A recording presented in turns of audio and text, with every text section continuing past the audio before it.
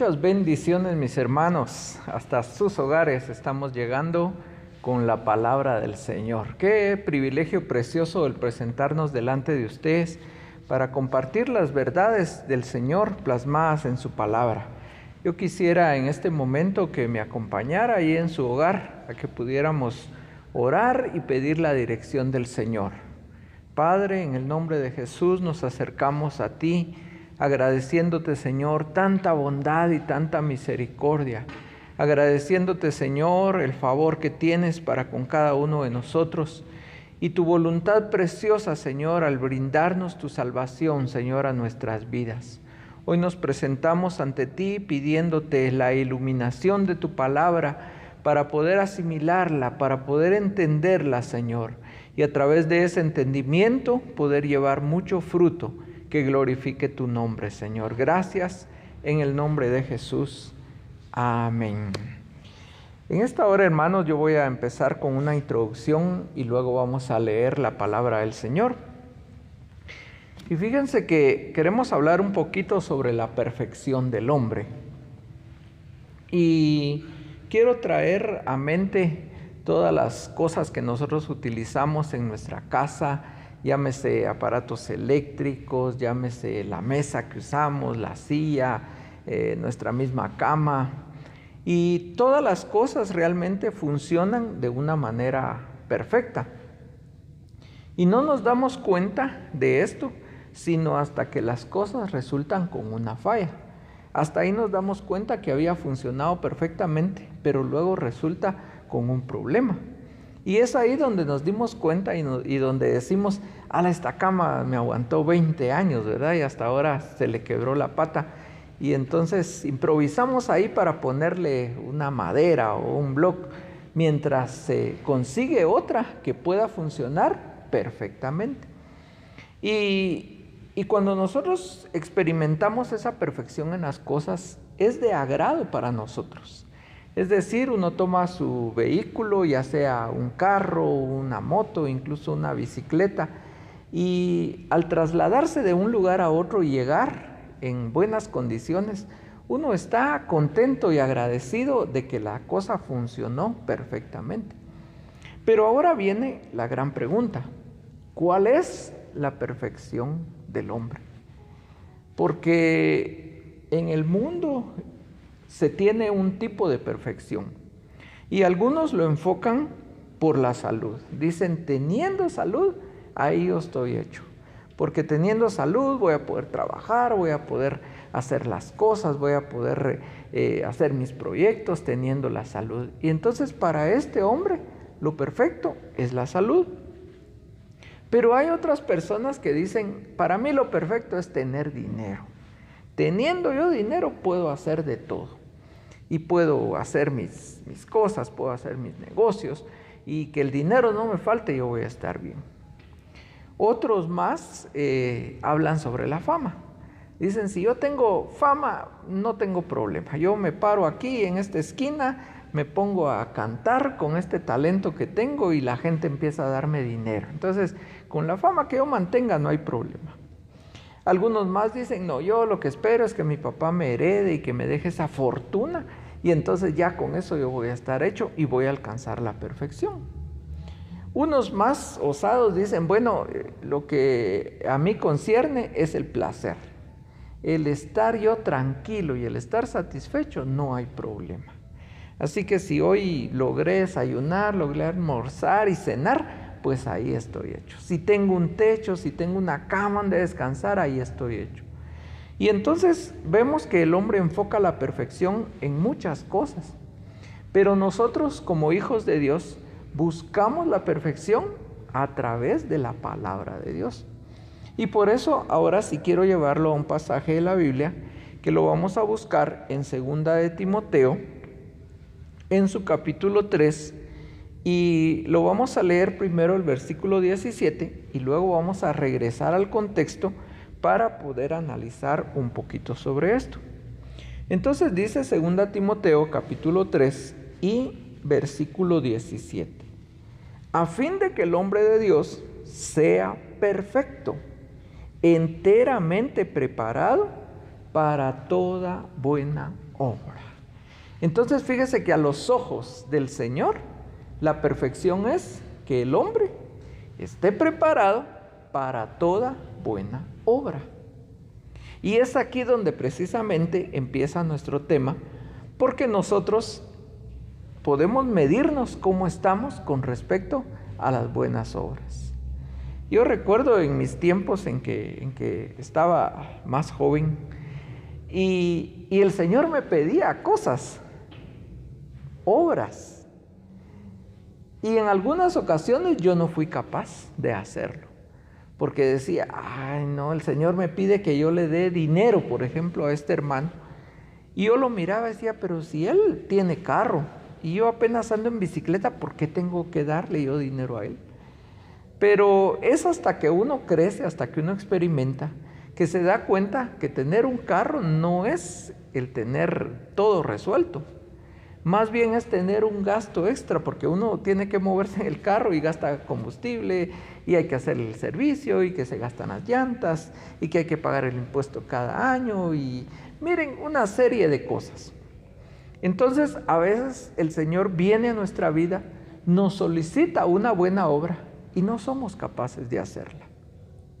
Eso quiere decir que nuestra vida todavía no ha alcanzado una perfección.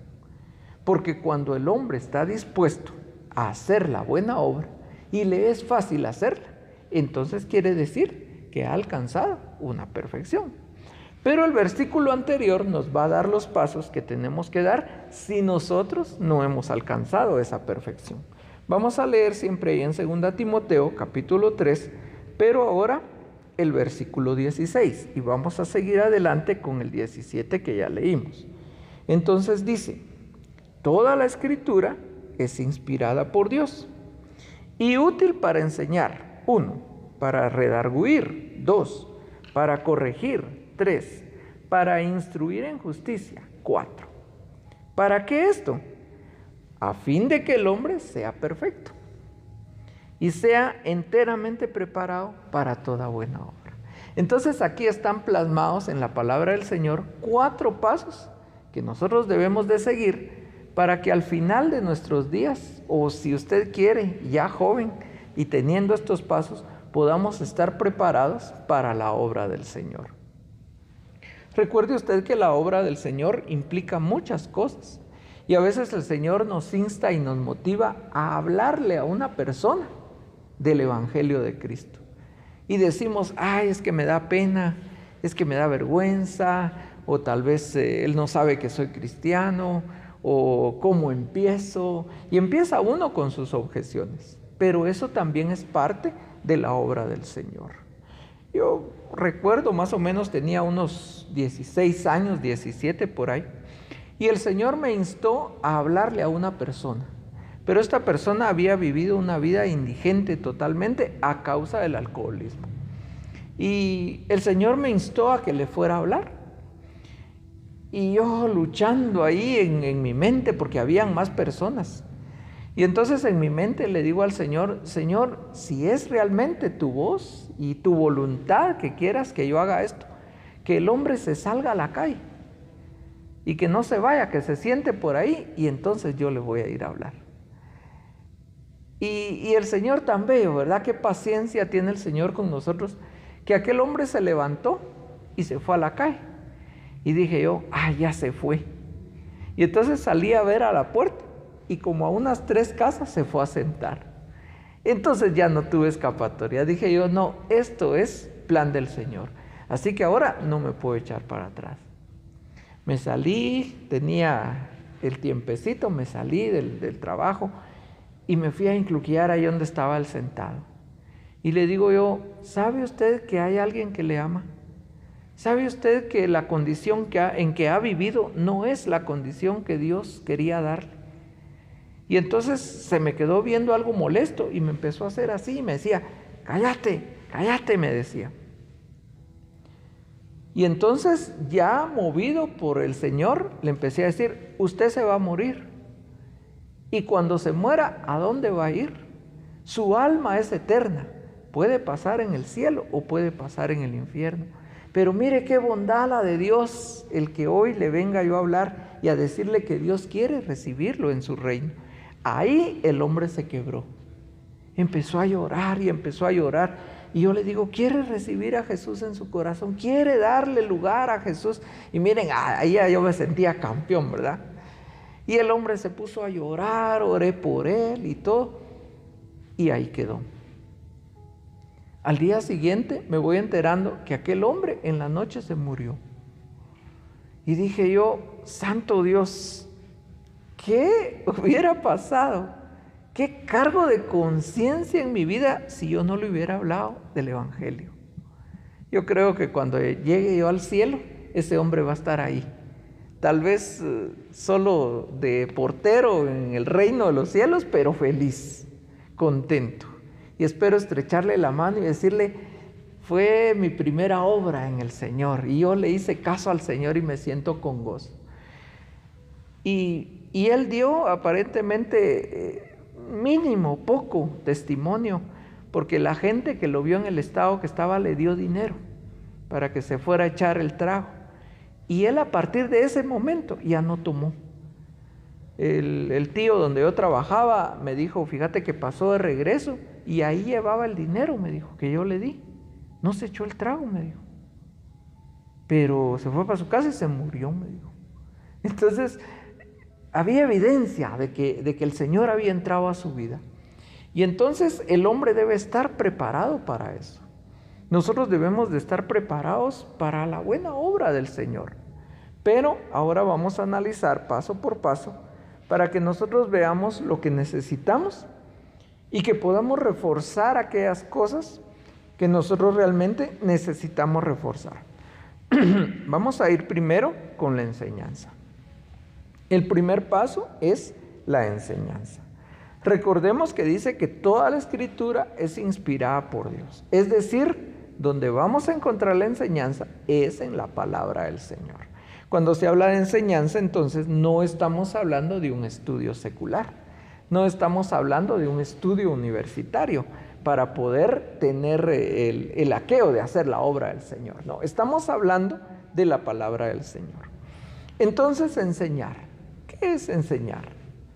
Primeramente, yo tengo que dejarme enseñar para luego poder enseñar a otros.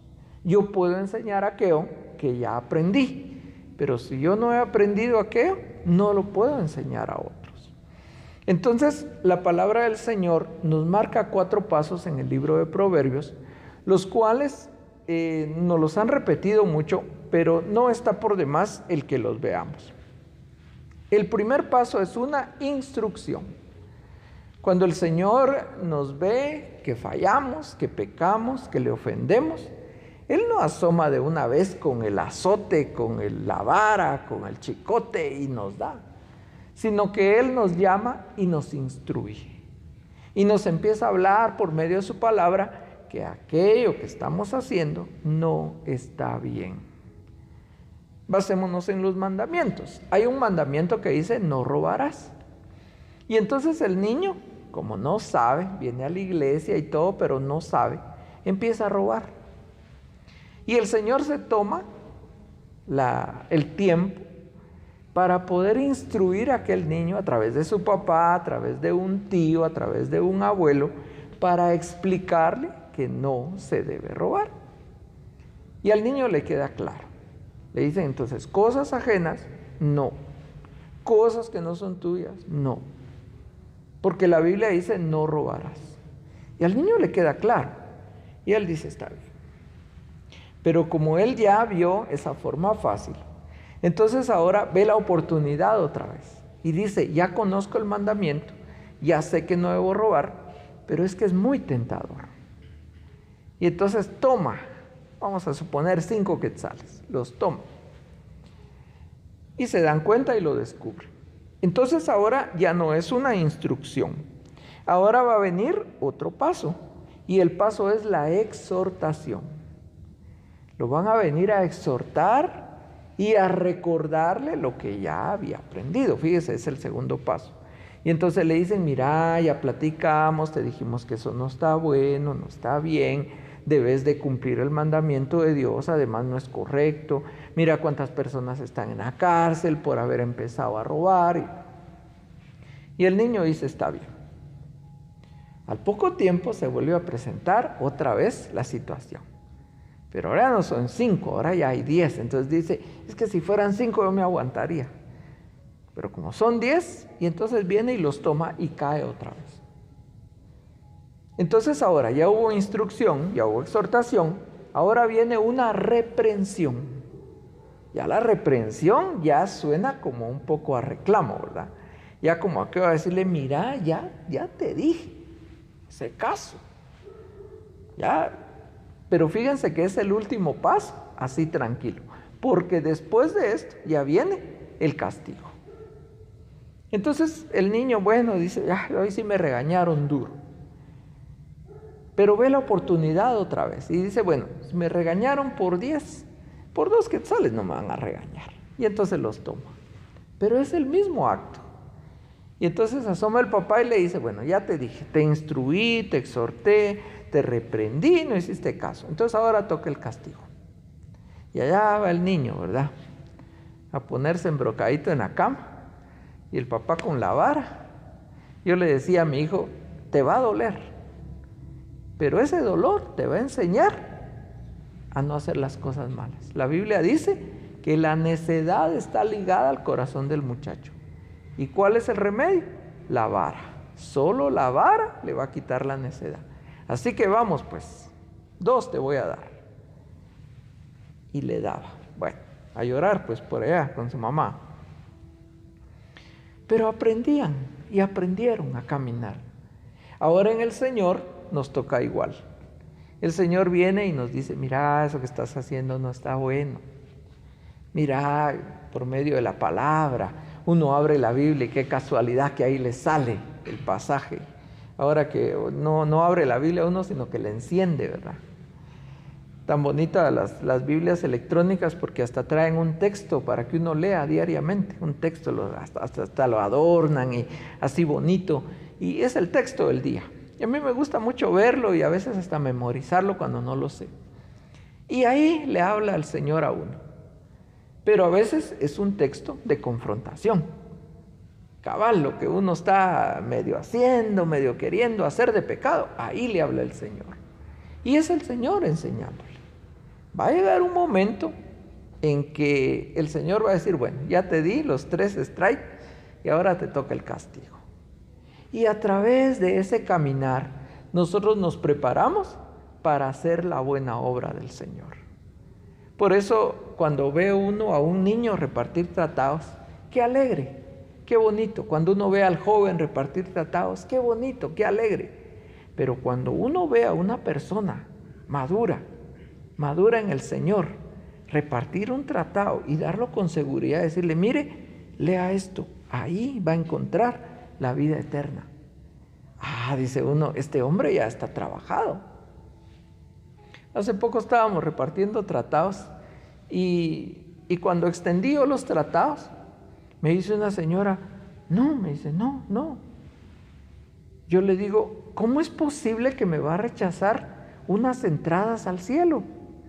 Entonces me queda viendo, ¿y cuánto valen? Dice, es gratis, le digo yo, es gratis. Y entonces ya como que se interesó, como que el marketing que se usó estaba bueno. Y entonces ya lo tomó, así como que entras al cielo y gratis. Pero es tan bonito cuando un corazón ya está trabajado en el Señor. Entonces, preparados para la buena obra del Señor, la enseñanza. Creo que todos hemos pasado por aquí y todos hemos sido castigados por el Señor. Pero eso es lindo. Bueno, dejemos ahí la enseñanza. Luego dice que también viene para redarguir. Nosotros decimos redarguir, pero realmente es redarguir, porque tiene sus puntitos ahí.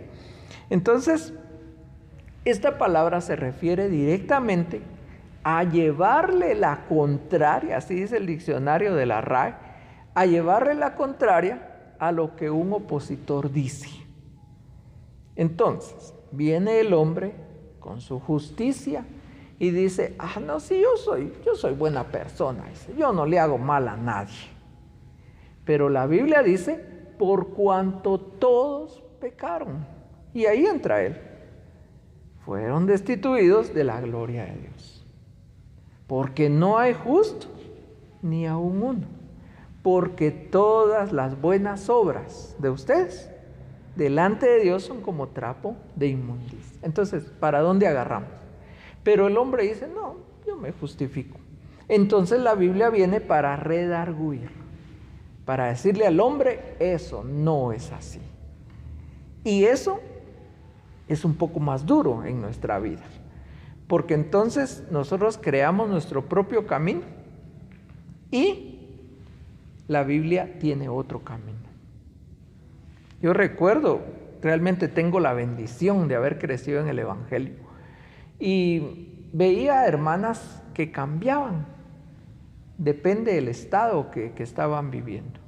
Había una jovencita que todas las vacaciones era una mujer muy especial. Estaba en el culto, cantaba, le hablaba a uno, lo saludaba. Todo era que entrara a estudiar y esta persona se cambiaba. Estaba enojada, no hablaba, si uno le hablaba le gritaba, se cambiaba totalmente. Entonces tendría que venir un redarguir de la palabra para que aún bajo la presión pudiéramos mantener el gozo del Señor. Entonces la palabra del Señor viene para redarguir nuestro corazón. Y cuando ese redarguir viene, es precioso, porque entonces nuestra vida cambia. Damos un giro, íbamos para allá y ahora nos damos la vuelta y vamos al contrario. Luego también la palabra viene para corregir. Dice la Biblia que hay caminos que al hombre le parecen rectos, pero que su final es camino de muerte. Y uno dice, sí, ese es el impío, ese es el pecador, ese es el de allá del mundo, pero nunca nos lo aplicamos a nosotros. Ahora, yo le digo a usted que me está viendo, ¿cuántas veces nosotros hemos dicho, yo lo hago así, aunque la Biblia diga que no? Yo lo hago así porque es la costumbre de la familia. Hablemos un poquito de las celebraciones. Yo celebro tal fecha porque qué alegre. O alguien se excusa, lo celebramos por los niños, dice. Y así, la Biblia dice una cosa, pero ellos dicen otra.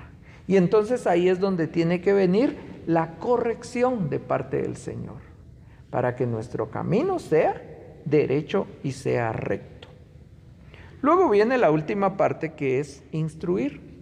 Pero ese instruir le agrega una palabrita ahí, instruir en justicia, en lo justo, en lo cabal. Yo les he hecho esta pregunta mucho a los hermanos y creo que usted que está en casa se va a dar cuenta que tal vez en alguna oportunidad también se la hice. Y la situación es la siguiente, les digo yo, ustedes van en la calle y de repente una billetera tirada. La levantan, la abren y se dan cuenta que tiene mucho dinero. Pero al frente tiene una tarjetita donde tiene el nombre, tiene la dirección, tiene el número de teléfono y hasta una foto. ¿Qué hacen? Les digo yo. ¿Qué hacen? Y entonces la mayoría de hermanos dicen, bueno, hay que buscar al dueño, hay que devolverlo, hay que llamar por teléfono, hay que... Muy bien, 100 puntos. Ahora, otra vez, regresamos al cassette. Y otra vez, van ustedes en la calle, de repente una billetera. Cuando la abren, llena de dinero. Le buscan, pero no tiene nombre, no tiene ni DPI, ni nada. ¿Qué hacen? Les digo yo. Y entonces, en una ocasión, una hermana muy animada dice, pues me la quedo, dice.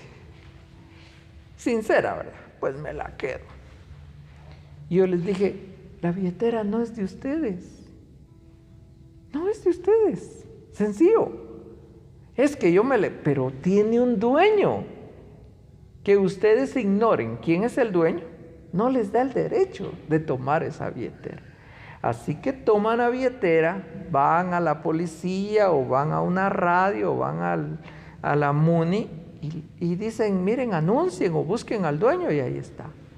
Y entonces aquella hermana osada me dice, ay, entonces la policía se va a agarrar el dinero. Sí, exacto, le digo yo, es posible en un 90%, pero usted hizo lo correcto. Entonces aquí veo yo que esta instrucción es en justicia y es muy importante, porque a veces creamos nuestras propias justicias. Decimos, no, yo así lo hago porque así está bien. Pongamos otro caso, había un hermano que tomaba su diezmo y lo daba a los pobres. Y cualquiera diría, lo está haciendo bien, pero ¿qué dice la Biblia? A eso voy yo, ¿qué dice la Biblia? Para que podamos hacer lo correcto, porque él lo estaba haciendo de acuerdo a su justicia, no a la justicia de Dios. Y entonces al decirle al hermano, mire hermano, usted no tiene que dar su diezmo a los pobres, usted tiene que dar su diezmo a la iglesia donde se congrega. Y él dice, no, porque la iglesia donde yo voy es bien grandota y el pastor tiene carro y ahí no necesitan. Entonces yo con mi justicia lo doy en otro lado. Y esa no es la justicia de Dios. Entonces ahí a lo profundo es donde el Señor llega a decir, esta es la instrucción y así se debe de hacer. Pero es que tienen dinero, no importa. Nosotros nos vamos a someter a lo que la palabra del Señor dice. Entonces la Biblia dice, traed los diezmos al alfolí. ¿Qué alfolí? Para que haya alimento, ¿dónde? En mi casa, en mi casa. Entonces, a la congregación donde nosotros asistimos, ahí debemos de llevar nuestros diezmos. Y entonces los pobres, diría usted. Bueno, el Señor da niveles. Dice que hay una primicia, hay una cosecha y hay un rebusco. Entonces, primicia, el diezmo. Diezmo y ofrenda que usted pueda dar. La cosecha es suya, hermano. La cosecha es suya. Usted agarra y tiene que hacer sus pagos, tiene que comprarse algo, pero luego hay un rebusco. Y según la Biblia, el rebusco era de los pobres. Entonces, viendo un montón de pasajes y tratando de entender con ojo muy santo, nosotros podríamos decir que el diezmo es el 10%, la cosecha es el 90%, pero el rebusco es el 1%. Es decir, es el diezmo del diezmo. No que le va a quitar al diezmo, sino que el 1% tiene que sacar para los pobres. Y entonces usted va a agarrar su dinero y dice, bueno, este mes gané 1,000. 100 son del diezmo. Me quedaron 900.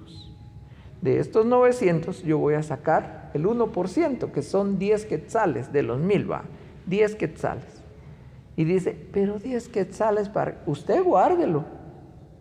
Guárdelo. Y para el otro mes, otros 10. Y para el otro mes van a ser 12. Y para el otro mes, 15. Y cuando usted sienta, tiene dinero junto. ¿Y sabe qué es lo más precioso? Que cuando usted ya tiene el dinero junto, puede levantar los ojos al cielo y decirle, Señor, ya hay dinerito. ¿A quién quieres que bendiga?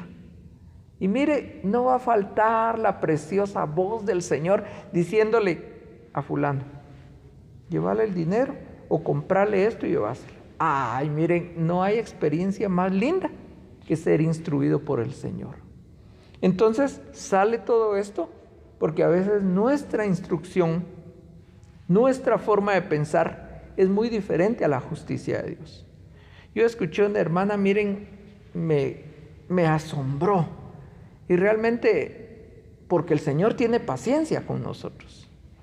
Porque ella hizo unos sus rellenitos para vender. Y entonces agarró sus rellenitos y va a salir a vender a la calle.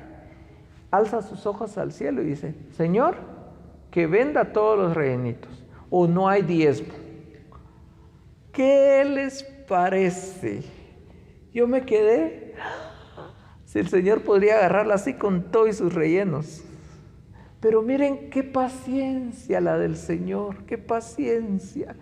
Y entonces Qué maravilloso que la palabra del Señor nos instruya para ser hombres perfectos, preparados para toda buena obra. Ahora la gran conclusión es: seremos ya hombres y mujeres perfectos delante del Señor. ¿Habrá alguna cosa que el Señor nos ha pedido y no hemos sido capaces de hacerlo? Ahí le dejo la gran interrogante. Y ahora démosle gracias al Señor y pidámosle con todo nuestro corazón que estas 4 cosas no nos falten y que Él nos ayude a cada día a poder aprender más para llegar a la perfección que el Señor quiere. Padre, te agradecemos. Muchas gracias, Señor. Qué paciencia la tuya, qué precioso tu amor para con nosotros. Gracias por instruirnos, por darnos tu palabra preciosa, la cual nos enseña día con día. Permítenos, Señor, anhelar la perfección, el caminar en camino perfecto, Señor, para agradarte siempre. Bendice a mis hermanos donde quiera que estén y que tu nombre sea glorificado en sus vidas, Señor. Gracias en el nombre de Jesús. Bendiciones hasta donde se encuentren, hermanos. Amén.